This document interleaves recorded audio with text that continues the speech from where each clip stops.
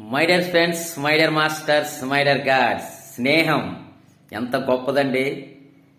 ఏదో తాగడాకో లేదంటే డబ్బుకో స్వార్థంకో అది స్నేహం కాదు. అది కోరిక అనే ఒక వ్యామోహ స్నేహం. అది దాన్ని నా దృష్టిలో స్నేహమే అనరు. స్వచ్ఛమైన స్నేహం అండి. ఎంత గొప్పదండి. బంధం కన్నా స్నేహమే గొప్పది ఈ ప్రపంచంలో. స్నేహం ఎందుకు అంత గొప్పది అంటే ఆడు ఎంత పెద్ద కులస్తుడవని చిన్న కులస్తుడవని ఇద్దరు ఒకేలాగా ఉంటాయి మనస్తత్వాలు. ఇద్దరూ ప్రేమిస్తారు. వాళ్ళిద్దరూ మంచోడిని చూసినా చెడ్డోడిని చూసినా ఒకేలా చూస్తారు. అదే కుటుంబంలో వీళ్ళు మంచి స్నేహితులే, బంధాలే. వాళ్ళు ఎవరు మంచోళ్ళని చెడ్డోళ్ళని కుటుంబంలో పెద్దోడు చిన్నోడు చెడ్డ పనులు చేసినా మంచి పనులు చేసినా ఒకేలాగా చూస్తారు. ఓన్లీ ఇలా ఎవరికంటే చూస్తారు, వాళ్ళ ఇంట్లో వాళ్ళకి మాత్రమే.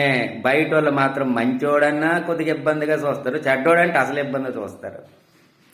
అదే ఫ్రెండ్షిప్ చేసి వీళ్ళిద్దరూ వీళ్ళ ఇంటి వరకు పరిమితం అయితే వీళ్ళు ప్రపంచానికే పరిమితం. ఎందుకంటే వీళ్ళకి అందరూ ఒకటే. చూడండి స్నేహంలో ఎంత గొప్పతనం ఉందో. బంధంలోనే ఉంది, స్నేహంలోనే ఉంది. అదే దైవత్వం. ఆ దైవత్వం స్నేహం అనే ఒక అర్థాన్ని మనకి దైవత్వం ఉంది అనే సత్యాన్ని మనకి తెలియజేస్తుందండి.